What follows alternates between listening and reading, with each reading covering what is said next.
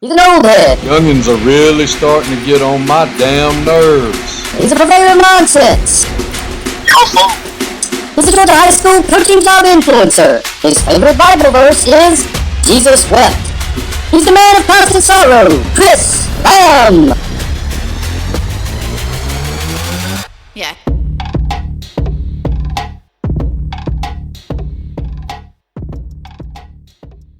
Sun Coaches Podcast would like to thank our sponsor, Vertical Raise. Elevate your program's fundraising this season with Vertical Raise. Vertical Raise is the premier online fundraising platform for organizations of all sizes, using innovative technology to create the easiest and most efficient system available. Raise more money in less time with your local fundraising coach, who works with you every step of the way to customize the ideal fundraiser for your program. To find out more, reach out to Justin Kilpatrick at justink@verticalraise.com. or follow at Vertical Raise, capital G, capital A, on X.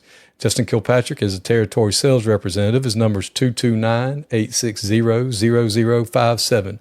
Again, you can reach him at justink@verticalraise.com. Justin is good people. I've met him at a golf tournament this summer, and he's done a lot of good work for a lot of programs over the state. Reach out and see what he can do for your program. Tonight, we're joined by Coach Matt Dobson, the head coach at Statesboro High School. Coach, thanks for being on with us. Yeah, thanks for having me on here. I've enjoyed listening to some of these that I've listened to, and enjoyed getting to know some of the coaches around the state. So thanks for having me on. Appreciate you, Coach. Well, Coach, where are you from? Where'd you grow up? Yeah, so I grew up in Florida, a little old small town, Monticello, Florida. It's about 30 minutes east of Tallahassee, and I think my hometown's claim to fame is Jefferson County. The county that I'm from is the only county in the state of Florida that doesn't have a stoplight in it. So really, yeah, it a little old small town. It touches the Gulf of Mexico and touches the state of Georgia. So it's long, skinny county, and it is small. One public high school in the county, and small town. Grew up there, and went to high school in Tallahassee at North Florida Christian. And so, yeah, enjoyed growing up there. Still, most of my family lives right there in North Florida. And so, I really enjoyed growing up there, and love getting back there a lot still. Where'd you end up going to college, and did you play college ball, or did you just go to school? Yeah, so out of high school, I got a scholarship to go to Georgia Southern and play football at Georgia Southern. I actually went to Georgia Southern as a quarterback my freshman year. Played quarterback. I say I played quarterback. I was down the depth chart a little bit, and played for Coach Jeff Monken there at Georgia Southern. Like I said, buried down the depth chart. They asked me my freshman year if I wanted to go play some special teams. And I said, heck yeah, if it'll get me on the field, I'd love to. And so went and played on some special teams my freshman year. Had a little success doing that. So then they moved me to safety, which I had played early on in my high school career before I started at quarterback. And so played safety my last 3 years there at Georgia Southern. Played 2 years there for Coach Jeff Monken, and then played 2 years for Coach Willie Fritz. And so had a great career there. At Georgia Southern, a lot of fun memories there. We had a lot of successful teams there. Was there kind of part of that transition as Georgia Southern moved up to the FBS level, and was a part of that first bowl game, and getting to be a part of those teams was a lot of fun. Being around two really great head coaches, and then tons of great assistants who are making their mark in college football today, and a lot of teammates that are coaching college football and at the high school level today. And so definitely had a huge impact on me as a person, and then as a coach who I am today. A lot of the influences from those two staffs definitely play a role in who I am as a coach today. Yeah, Coach Fritz came and recruited a kid that we had go play at Southern from Early County, Randy Wade. And yep. Coach Fritz was awesome. When he came in there, I got to sit in there with Randy because I was his position coach, and that old gravelly voice. And I mean, I was fired up just listening to him talk. And, we walked outside. He said, "What do you think, Coach?" Because Randy was like real cerebral. And he was like a different kind of country kid. Yeah. He asked real weird questions and stuff like that. And I was like, man, you better go play for that man's what I think you better go do. He seemed like a pretty cool old dude.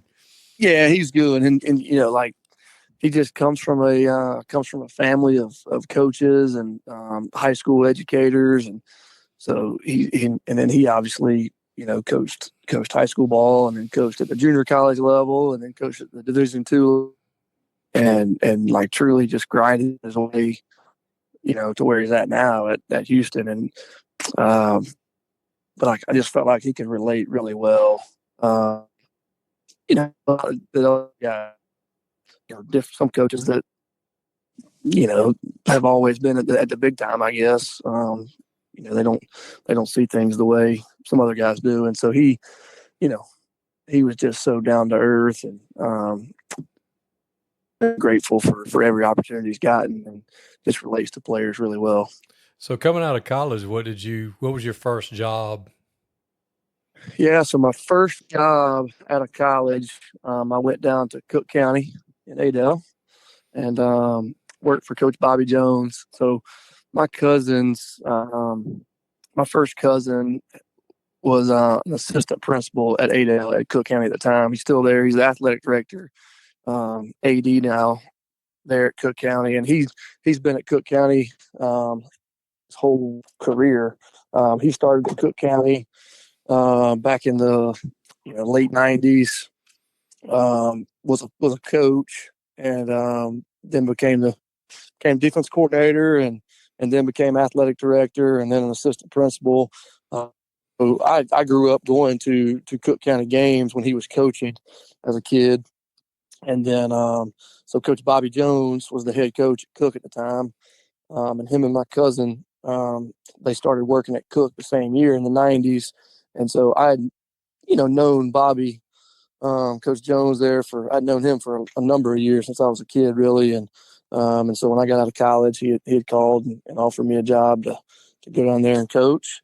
And I really had, a couple different opportunities. I was talking with, Coach Grage at Thomasville, and then Coach Kraft up at North Forsyth, and was able to get on there at Cook with Coach Jones, and spent 2 years down there with him.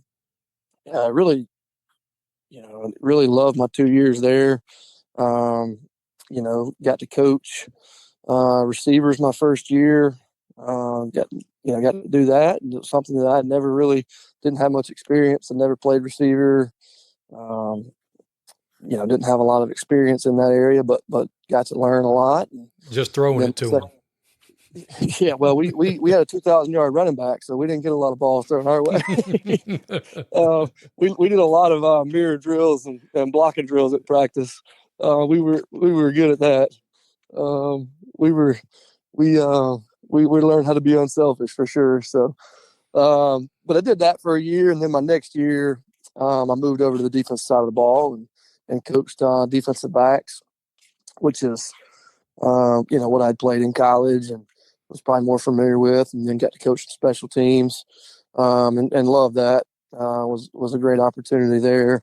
Like I said, Coach Jones, I learned a lot. I think it was really cool for me to be at a smaller school for those 2 years, and then get to be at a bigger school after that. So, I got to when I got there, I got the job. They took, hired me to coach football there, and then I started the school year. And about a week into the school year, they said, "Oh yeah, you're the head track coach too." And so I was the head boys and girls track coach down there as well. Right out of college, had no clue what I was doing.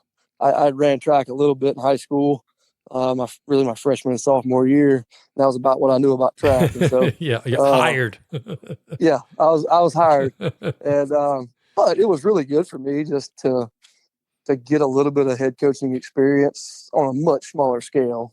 Obviously track not being, a lot of schools it's not super important. Cook was. There wasn't a lot of expectations on me for sure. It was keep the kids out of trouble and make sure we went to some meets and did all that. But I did get to deal with, some of the head coaching responsibilities and learn on the fly there. And it was fun. I really enjoyed coaching track. It was something I had to kind of learn a lot about and talk with people and figure out what to do and what not to do. And probably learned as much what not to do as I did what to do. Where did Coach Jones go after Cook? So Coach Jones, when he left Cook, make sure I'm getting this right, I believe he went to Charlton when he left Cook. Okay. I know he went to Charleston. He stayed. I left Cook after the 2017 season, 2017-18 school year. He stayed one more year. And I think he went to Charlton from there. Then, of course, he's at Atkinson County now. Right. I think he went straight to Charlton from there and was running the weight room down there at Charlton. That's one thing. Coach Jones did a great job, and probably learned a lot from him there is the weight room aspect. He had run the weight room for Cook for a number of years back in the 2000s, when Cook was having a lot of success, and he really does a good job in that area.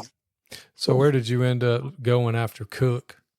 Yeah, so when I left Cook, got the opportunity to go to North Forsyth High School, up and coming. He was my high school head coach the last 2 years. So in high school, I played my first 2 years of high school. I played for Coach Tim Coakley. That was, he was in Florida for a number of years, and then was the head coach at Colquitt County for a couple of years, and then was at Greater Atlanta Christian for a couple of years.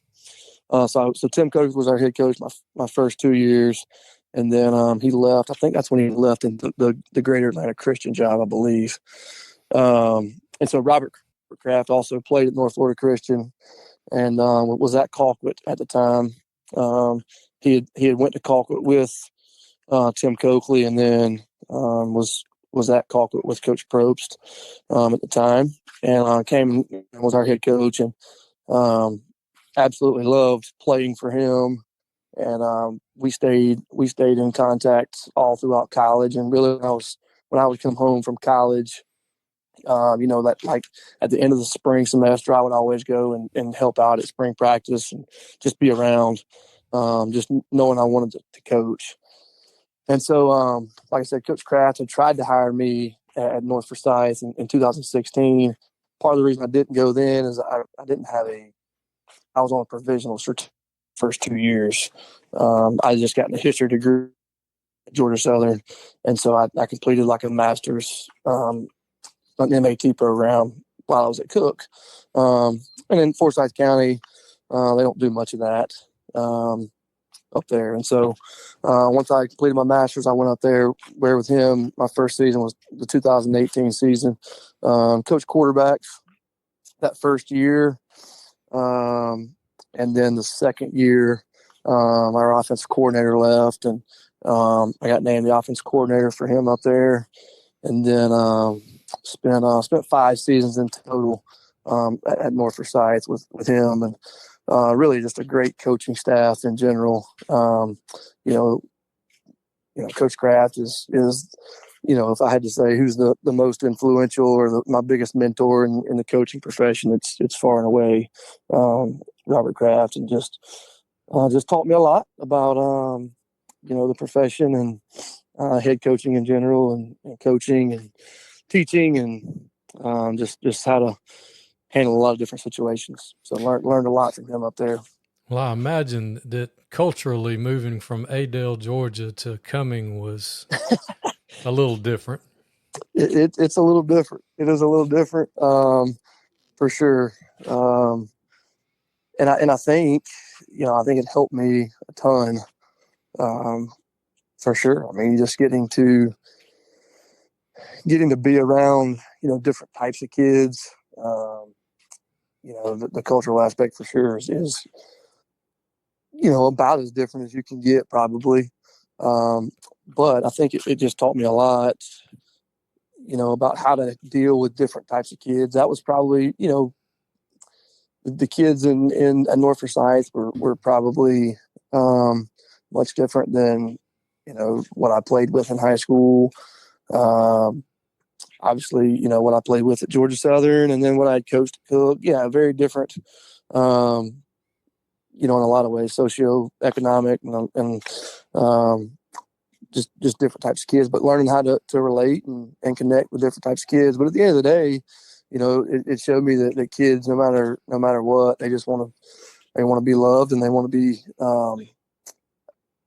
be held accountable. They want some structure in their life, and that ultimately they're all, different as they are. There's a lot of differences, but there's a lot of similarities as well. Oh yeah, the kids are the same. I was just more of as a South Georgia guy, or spent most of my coaching career in South Georgia.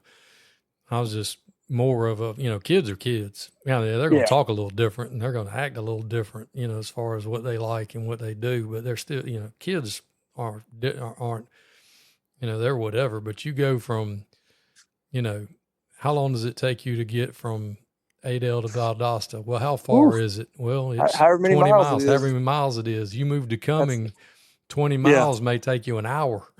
Yeah, that's how.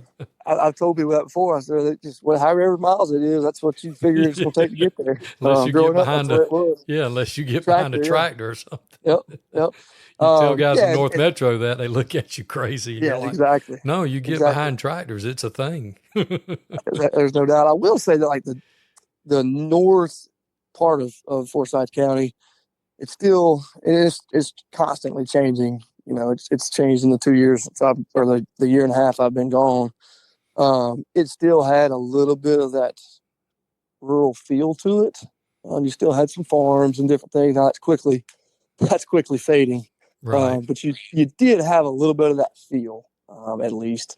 Now, like I said, that's quickly fading, and it changes monthly. Yeah, but the mall in Valdosta is a little bit different than going and shopping at Lennox. For sure. There's some major differences for sure. And that's something that's always intrigued me when I tell people and they're asking about, I'm thinking about moving to South Georgia or going the other way. And I'm like, all right, now it's going to be a lot different than what you think it's going to be. Oh no, I want to do it. Okay. Well, I mean, I'm not trying to discourage you. I just want you to be prepared, because it's a totally different lifestyle going both ways. I mean, either direction. For sure. Yeah. There's that, it's completely different. And then you get a little ways north of Atlanta, and it turns into difference. It turns into a whole nother different. A whole different world up there. Georgia's got three different worlds pretty much. Yeah, 4 if you count the coast. That's where Coach Hidalgo and that crowd. Yeah, they're different. Right. They're a different animal over there too. So it's very, very varied. I've worked at the Nike clinic the last 2 years down in Florida, and you meet those guys, and you think that everybody in Florida's, when you're a Georgia guy, you think all of you Florida people are the same. No. No. North, the Panhandle is like South Georgia. And, those are like those are like real Florida people. And then anything south of Gainesville is like Michigan. Exactly right. Until you get to Miami, and then it's like Atlanta until you get to Cuba. So it's just, I don't know, it's just different. Yeah, they're different pockets for sure. So after North Forsyth, what was the next opportunity? Yeah, so the next opportunity was here at Statesboro. So, this job came open. I don't know exactly when it came open, but sometime November, December of last year. And it was a job, obviously, from my time at Georgia Southern. Really loved Statesboro and loved the area. And so I always kind of had my eye on this area, and had looked at a few head jobs the previous year, and none of those worked out. But tried to be pretty selective in what I went after. Realistic in jobs I thought I would have a shot to get, and jobs that I wanted. That was the biggest thing. Is I was in a great position at North Forsyth. I loved who I worked for. I loved my job. I didn't have many complaints about my job. just knew I wanted to be wanted to give the head coaching deal a try. And so if certain jobs came open, I was going to apply, and Statesboro kind of fit that mold, wanting to kind of get back into the South Georgia scene a little bit and get a little closer to family. And so put my name in there, that one. And, obviously I think some connections I had here in Statesboro, makes a huge difference. It's obviously, who you know and who knows you and those type things. And so I had some connections here and was able to get this job in February of last year. And so just kind of wrapping up the first full year here in Statesboro and absolutely love being here. It's you talk about the hustle and bustle of Atlanta and then the small town, South Georgia, and Statesboro's got a great mix of both, because you still got the small town feel a little bit, but with the college here,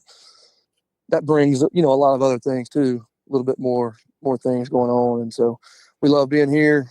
We feel like we got, a good place, good administration support here.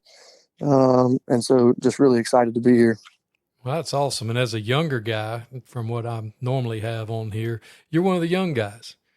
Yeah, and, absolutely. You're a younger guy, this got a head coaching job. And so talk about, what it's like getting your first head coaching job at a well, it's not these days, it's not abnormal, but compared to some of the old heads, it's a relatively younger age of getting a head coaching job. What after year one, what are some things that you would tell some guys in your generation, your age group, hey, you might want to watch out for this or pay attention to that, or some advice, some advice you'd give some of your peers about pursuing the big chair? Yeah, I think the biggest thing is just make sure you're not taking the job just to take it. Make sure it's a good job, and it's something that I felt like I don't want to say I was super patient, because obviously I'm a young head coach, but I tried to wait for that right, not just jump on any job that was out there. Had opportunity, at my alma mater down in Florida, and didn't take it because I just didn't want to get out of the state of Georgia and get out of the retirement system and all those things. And so, we passed up on that opportunity. But I think just making sure you're taking a job for the right reasons. It's something you hear a lot is chase, people, and, administration being the number one part of that, making sure you got the right people, because obviously they can make or break your job. They can do a lot of things that can help you. And they can certainly make your job miserable if you don't have the right people. The other thing I would say is just make sure you've got people you trust that you can bring with you. I think it's obviously the longer you've been in it, the more connections, the more people you've worked with, the more people you can bring with you. Make sure you got a couple of people that are going to have your back and that you can bring with you. That no matter the situation, they're going to have your back and be there for you, and be that right hand, couple of guys for you. Because they're going to have things that come up, and you need those people there in your corner, helping you for that. So that's just a couple of pieces of advice. One that you don't really control is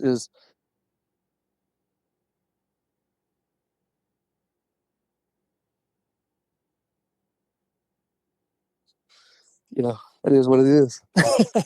I'll repeat that again. What's something you? I said, be careful about taking a job in a bad housing market like that, because you're not going to be able to hire coaches. We talked about that off air and it's been a common theme this year about hiring coaches. So talk about that a little bit, how that's been. Yeah, luckily I was able to bring in a lot of guys last year, my first year.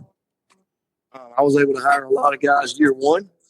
And, those core guys are sticking around with me. So that's been good. But this year it's been extremely hard to hire people just with the housing market, I think. And, inflation, nobody wants to move. Certainly nobody that's got a mortgage at a 3% interest rate right now is is looking to trade that in for what we got right now. And so I think it makes it tough. And I've talked with I was talking with an athletic director the other day at a South Georgia school, a really, really good South Georgia school. And they're having, it's hard to get good quality candidates for a head baseball job. And talking with different coaches, it's just hard to get people to move right now. And understandably so for people. It makes it tough. And so you got to find creative ways to get people to come and try to make sure it works out financially for those people. But it's certainly tough right now.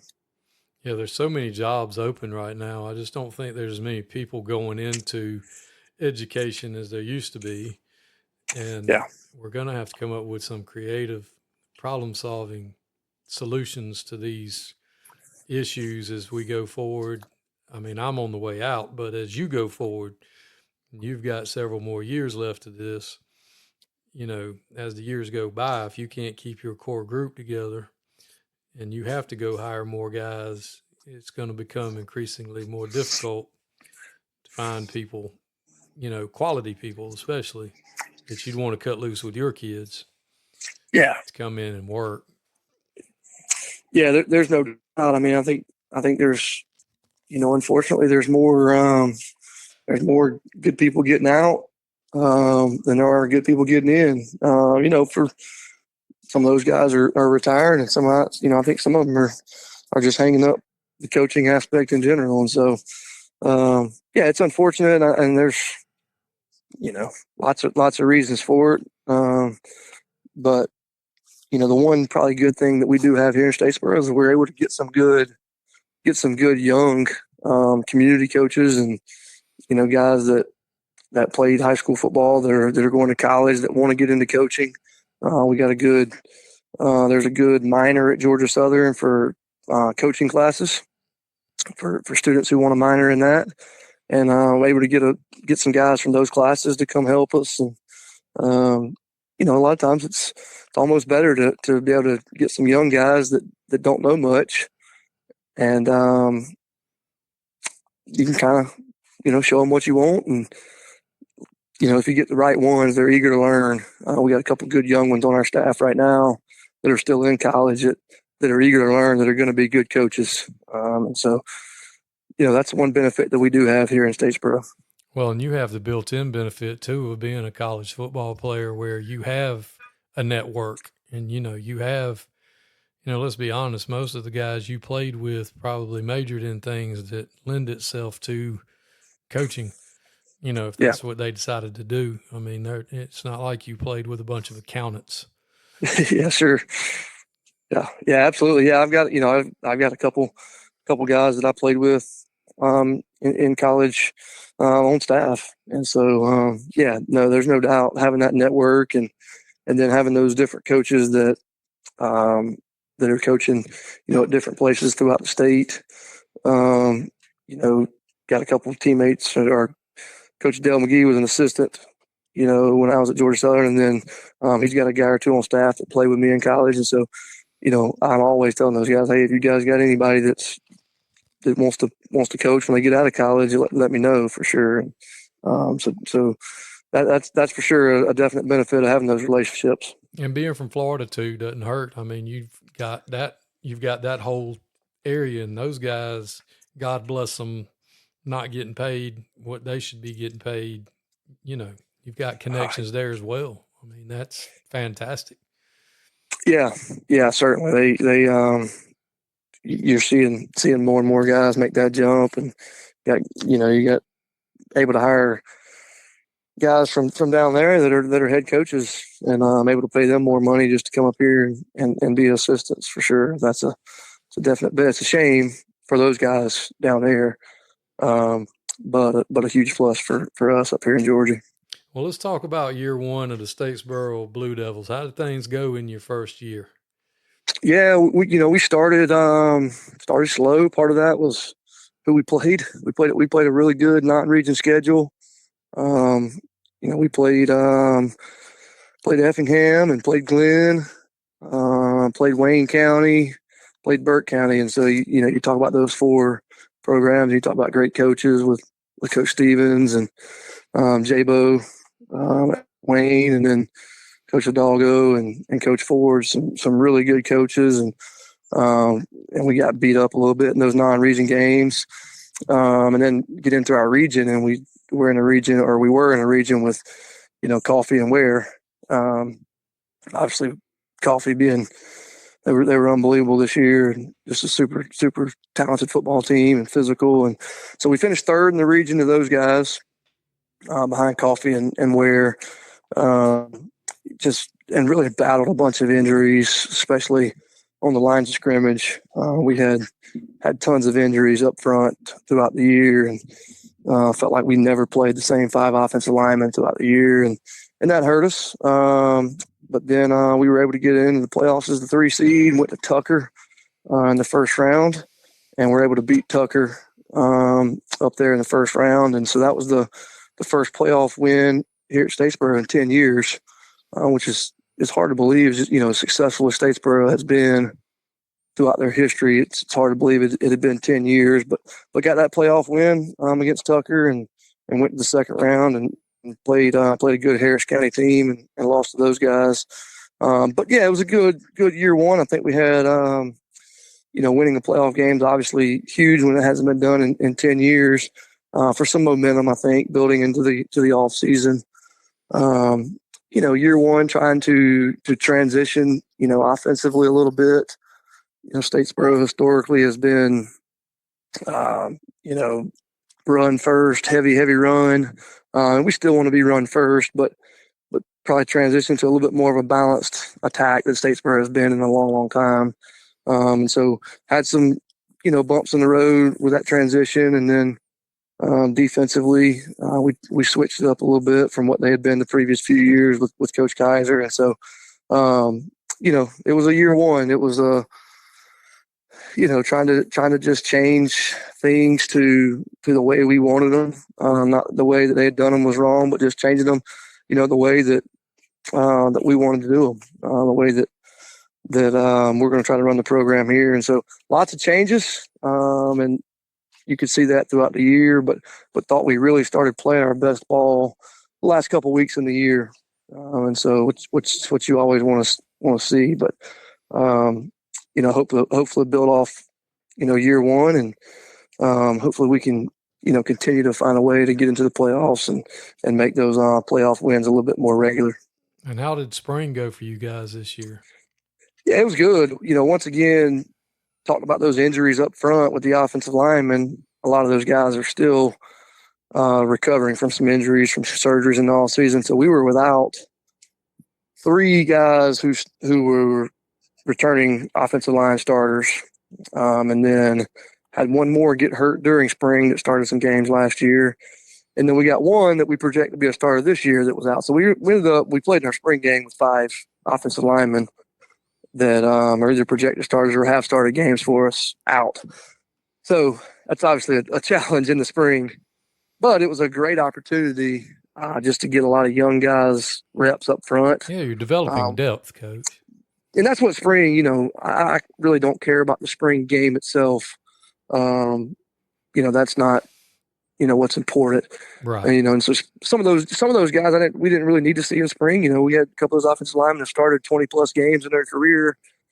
They're going into their senior year. So spring's not as important for them. And so we got a lot of young guys, a ton of reps, guys that, hopefully are going to be backups for us this year and not have to play a lot on Friday nights this year. But then the following year will be those guys on the offensive line. And so that was really positive for us, I think. We're going to be a young football team. Our senior class is pretty small. And out of that senior class, it's mostly on the lines of scrimmage, which is a positive. There's just not a lot of skill kids in that senior class. And so we're going to be young. But we think we got a lot accomplished this spring. Stayed pretty healthy. We had that one offensive lineman get hurt during spring practice. The rest of those guys that were hurt will be back here in the next couple of weeks and ready for summer. And so we thought it was a successful spring, much different than last spring. You know how it is year one, you're hiring coaches and you got guys coming from, all over the state, and they're trying to get to spring practice when they can, and they're trying to get off work in time to get there. and you don't have everybody there. And this year we kind of had everybody in place, and so that was a big positive for us. And our kids just so much farther along this spring from a scheme standpoint. We could focus so much more on the, trying to work the finer details, the physicality. Those 10 days in pads being important to work on that physicality aspect. So we got accomplished this spring game. Played Burke County. I like playing Coach Stevens' teams just because you're gonna get a physical bunch. And I think it's important for our guys to see, that kind of physicality that we're going to see on those Friday nights, hopefully into November, into the playoffs.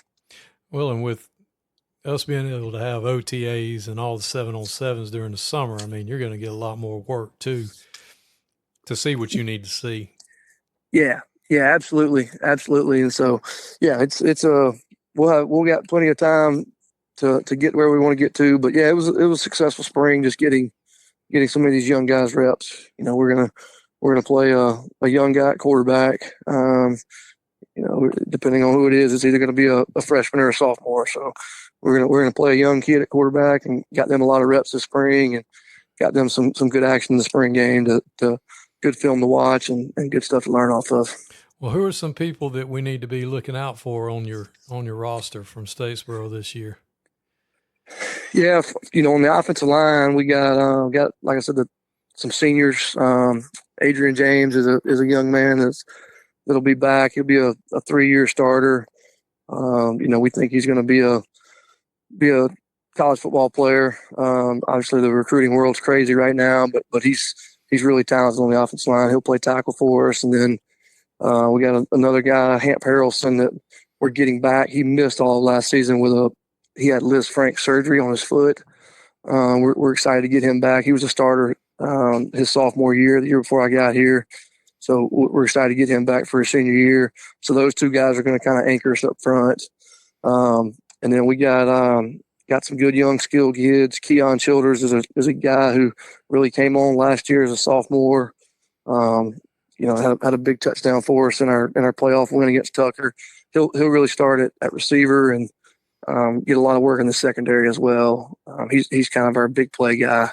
On defense, we got a defensive end who's going to be a junior, Xavier Spells.